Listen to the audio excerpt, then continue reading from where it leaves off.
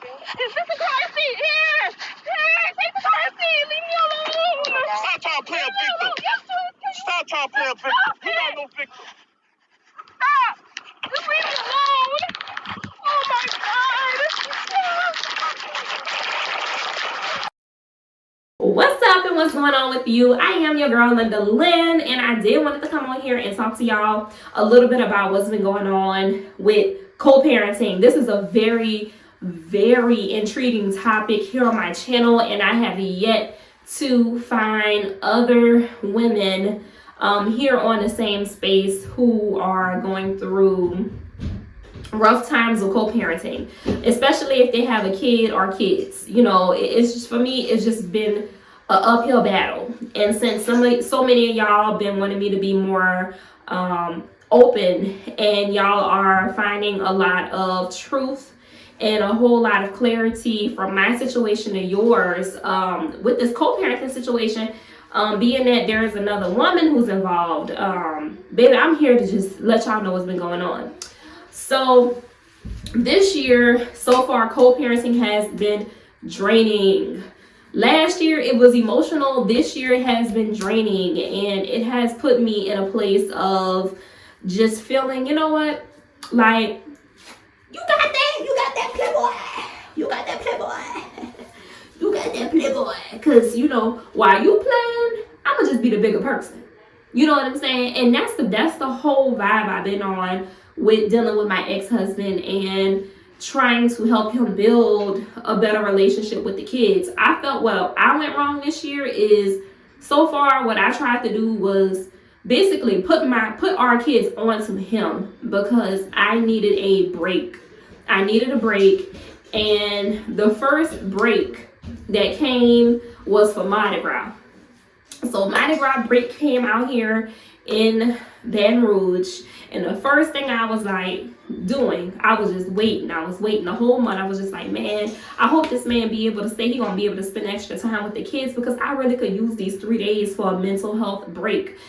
Being that I'm still being able to have my daughter 24/7 while she's at home with me, and my son is at school from his school hours. I'm just like, you know what?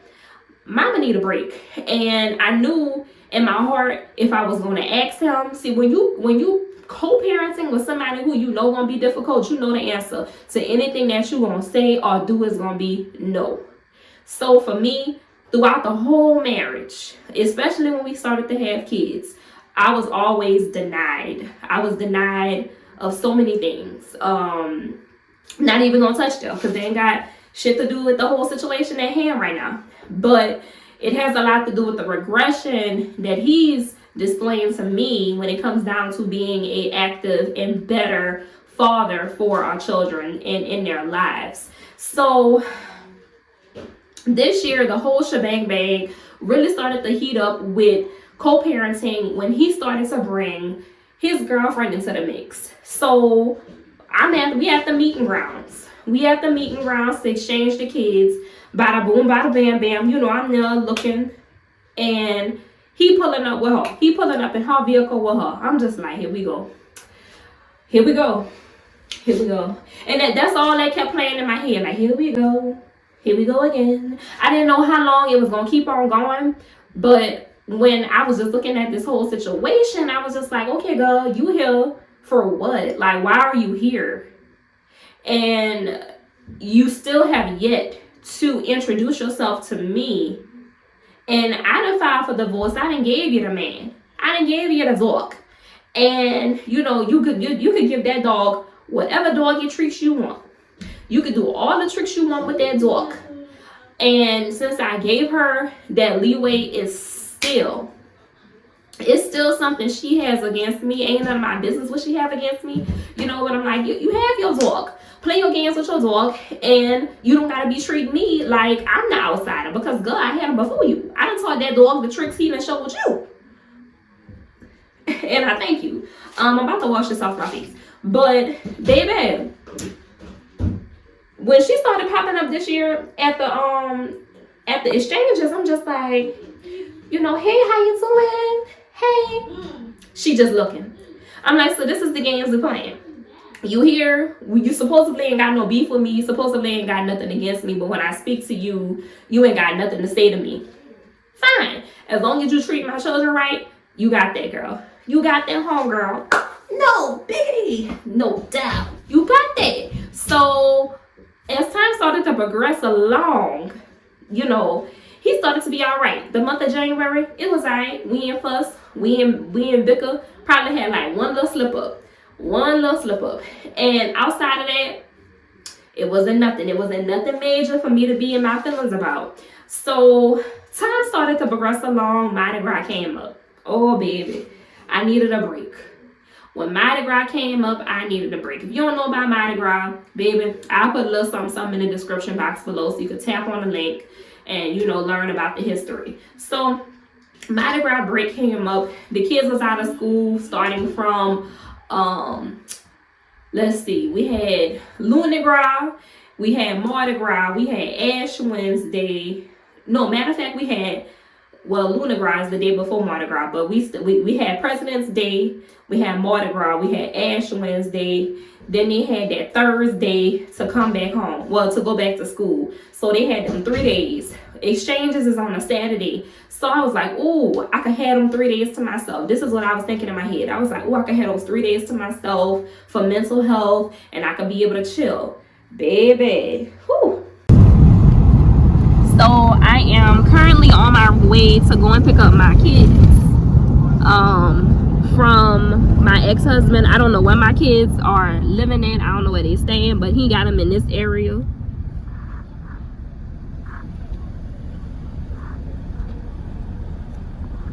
He got my kids somewhere out here.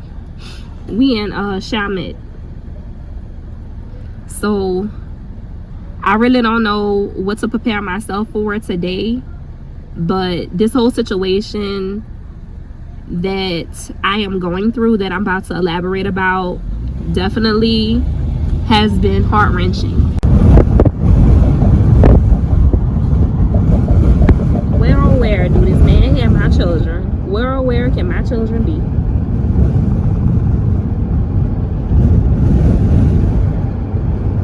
Can't believe this, bro.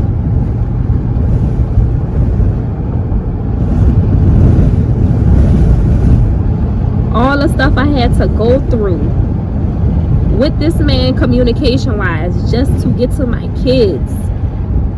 Because he refused to bring the children back to me. I want for Eli and Alina to know that I did what I had to do to get myself back reunited with them, because I love my kids so much. And as y'all watch this, Eli and Alina, just know y'all mama love y'all dearly, and I will go to the moon for y'all and back, and gut a fish eye, beat up a hedgehog, go to war with a ninja turtle behind y'all. Baby, all I know is that this whole situation has really left a bitter taste in my mouth. But for the sake of my kids, I'm going to keep my head up. I'm going to keep on going. I'm not about to allow the actions of their father. This is no longer a one-party situation. This is a two-party situation. And I feel like it's two heads against one when we're supposed to all be joining as a union to try to get things accomplished as parents, and for her as the step-parent to get things accomplished for these kids. These kids are the ones who are suffering throughout this whole situation, and they are oblivious to what's happening, and I'm just sick of it. I want better for the children, and I'm going to continuously keep my head up high, because my kids deserve to see me operating on 10 and not 9. All right, thank you though. Oh. Yes, I had 5 of them, and I done raised so, and I got 6 grandbabies I done raised, and look, I'm almost 76. You look good. Raised in Thursday. Oh. And you look good too. That's right. Yes, and I heard the old people used to say, "Man, just make you look good. You just take care of yourself and them, and look up." Hallelujah. That's right. That's right. Thank you. I needed that. Thank you. You're right. My name is Mary. And you just say, God, I'm living on Thank you, Miss Mary. Grace and mercy. That's Grace and mercy. Grace and mercy. Okay, my baby. All right, love you too. Going on. So I was just like, baby, I'm not about to get denied no more of nothing else. You know, you've been denying me for the past 10 years of stuff that I needed, wanted, desired, everything. So the first glance of freedom again, this time away from my kids for a little longer than just 24 hours, I went for it. You know, so when he came and got him on that Saturday, you know, he started a big ass argument with me over the stroller. You heard me? Over the stroller, because he didn't want to take the stroller off. He didn't want to take the car seat off of the stroller that I have to walk to the meeting grounds. So when he cocked back and did all that yelling at me about a stroller, and the mistress hopped her ass on out the vehicle because she knew that dog was getting all in my face. Girl, it was on for call. I was going out. Y'all, the good Lord was with me because I was going to knock his ass on out. You know, he got all in my face, trying to and I'm just like, really? The audacity of you. You know, the audacity of you. Nigga up there bitching about taking a car seat off a stroller. When a man gotta make petty ass arguments with a woman he's no longer with in front of the woman that he's currently invested in, he has trauma. He has trauma to unload, trauma to unpack, trauma that's unwinding in his head every single time he sees the other individual. And until he deals with this inside, he ain't gonna never be able to be this. You heard me. So he bickering, yelling at me. I'm just like, nah, I'm about to stand my ground on this. He's telling me, you're not the victim. You're not the victim. She had to hop her ass. This is the first time I actually came face to face. Like, you know, su casa, mu casa. I mean, su casa, mi casa. We both, you know, like, not even arms apart, arm width apart. And, you know, I'm not even that tall. I'm like 5'6". So we like arm width apart. And she like, stop it, babe, stop. Stop it, babe, stop. And all this and shit like that. I'm just like, but you shouldn't even have to hop out the car to try to diffuse a situation between me and my ex-husband. If you wasn't already invested, and if you already know that this man have respect for me, if you know this man don't have no respect for his ex-wife, when the time comes for you, homegirl, don't come looking for me. Because I'm not going to be there to aid you through anything. I'm not going to be able to aid you through the process of knowing better, of getting better. Because I won't be there. I done been there, got that t-shirt, took that mugshot. Just like that. You heard me? So, at this time, you know, she, you know, trying to diffuse the situation. I'm just looking at her like, God, God, what is you here for? Stop it, babe. Stop. You know, y'all stop this. Y'all stop this. I'm just looking at her like, I'm crying. I'm emotional. You know, I'm just really just out of my wits. Because I'm like, dude, it shouldn't even be all of this in front of the kids. In front of the kids. And she'll be, not in front of the kids. Not in front of the kids. And I'm like, but girl, you could see this man came late to the exchange in your vehicle, was supposed to be at the meeting place for 9 a.m. on the dot. Ain't showed up till like 11:47. Got mad because I had to walk there on Mimi and Fifi with the 2 children.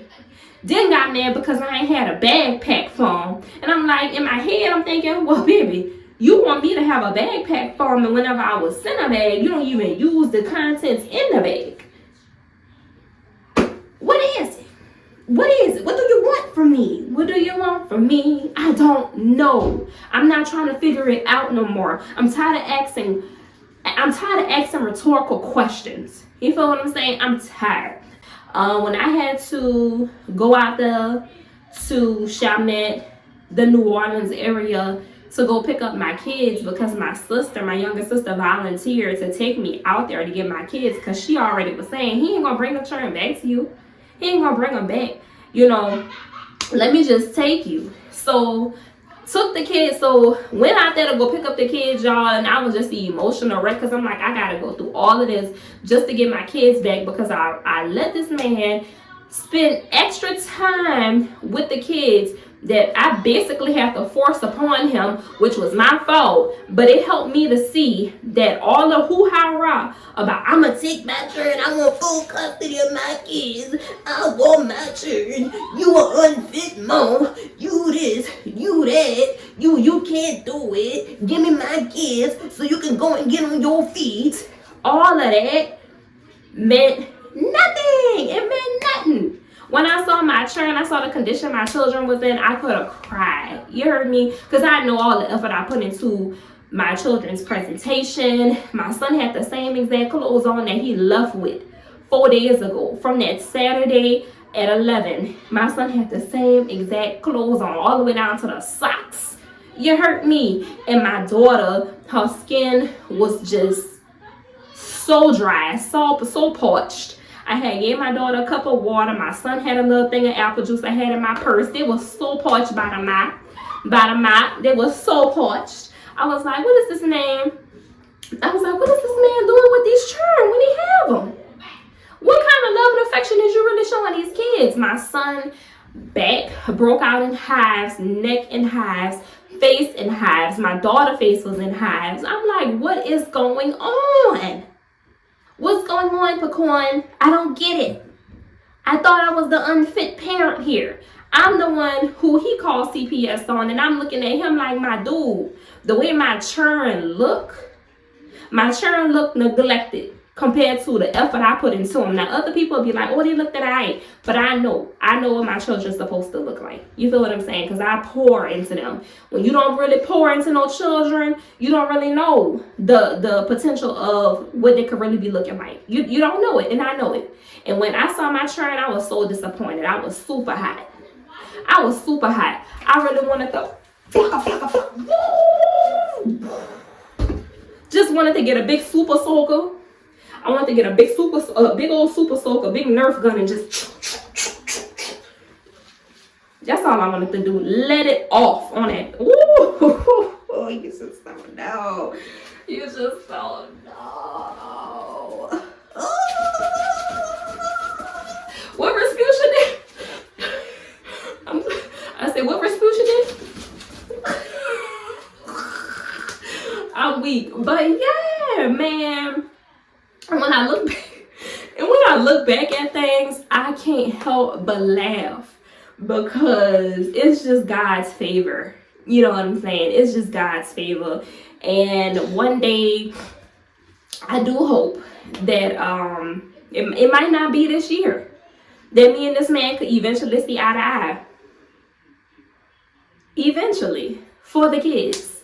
You know, not for me and him, but it would be good for me and him, because we do need to have that communication, that open line of communication. I ain't gonna lie, you know, I done really got super frustrated and just let it all out. Just didn't let it all out. My divorce lawyer just like, Linda, it's out of my hands. You know, you done did what you have to do. You done filed. Live, Linda, live. I'm living. You know, and I'm trying to get better with not allowing things to like mess with my peace. And at this point, I'm just speaking up for myself. And if that meant for me this year, you know, telling somebody how I feel, whether or not you're going to reply back to the message and you just leave me on deliver, I'm going to tell you. I'm going to just tell you. You block me, you block me. And that's how I was handling him, just leaving his ass on block, and then revisiting the messages whenever it's time for him to to pick up the kids. But outside of that, like, what do we have to talk about if I reach out to you about information about our son's developmental issues and things that's going on with our daughter, and you don't even respond to it? Not even we gonna talk about it. Just let it sit there. So when I started feeling like I was talking to myself, I said, you know what, I'm gonna just wash my hands with you, bro. I get it. You just want to pay your child support and dip. You just want to pay your child support so you can stay out of jail and be a 24-hour Paul 2-3 days out the month. I got you, partner. I got you. What's up? It's all right. But when the tables turn, things start to just grow and prosper in my life, and you know, a girl pick up and she got to move. It is what it is. It is what it is. We'll take that to the courts and handle that. But until then, I'm just here to tell y'all, any ladies who are going through a difficult time with co-parenting, it's always something to smile about. Always something to eventually laugh about. Even when you are so troubled, even when you are so pained from seeing your kids just live without their father. Even the men seeing their kids live without their mother, a full-time mother, you know, having a full-time father. It's going to get easier. You know, it may not get easier financially first. It may not get easily emotionally. It may not get easily physically for you to kind of cope with the vision of it physically. But you're going to get through it. You know, and for me, just crying, even if it's the exchange and I'm putting a lot of energy into it and I'm crying, I know it's only temporary tears and I need to release that, because 3-4 years down the line from now, ain't gonna be none of that. These situations here with co-parenting in the early stages, they make you a gangster, real deal gangster, and that's what I am. I tell myself, chin up, titties up, titties out, gotta get it. I got to get it. I gotta do this for my kids. You know, whether or not he wants to comply with everything, I'm doing it for them. And the mistress, she could stand it. She even got in the text messages. I texted her. I'm telling you, I went to the petty links. Call me petty, call me whatever the hell you want. I don't care. It's my situation. You know, women do it. Period.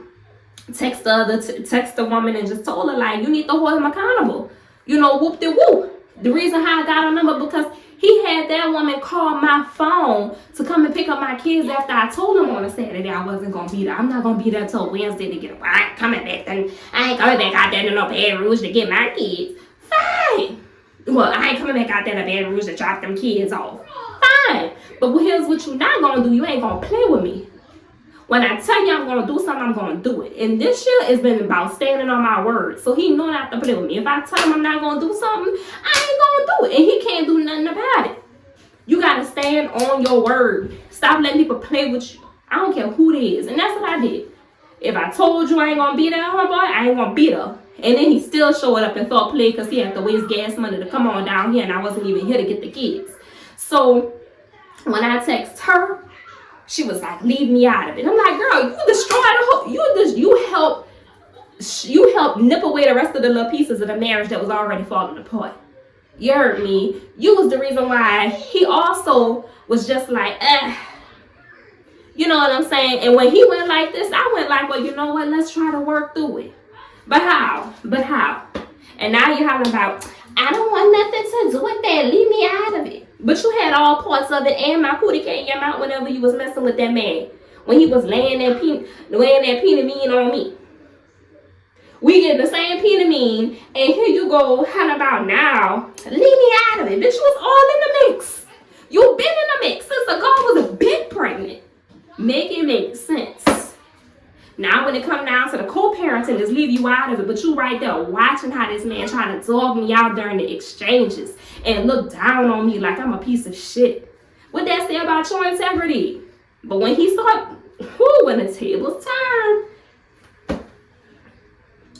that's all. But we gonna have another video coming. I don't want to talk too much, but yeah, it's gonna get easier for those of you who are, going through this. Like I don't get my daughter.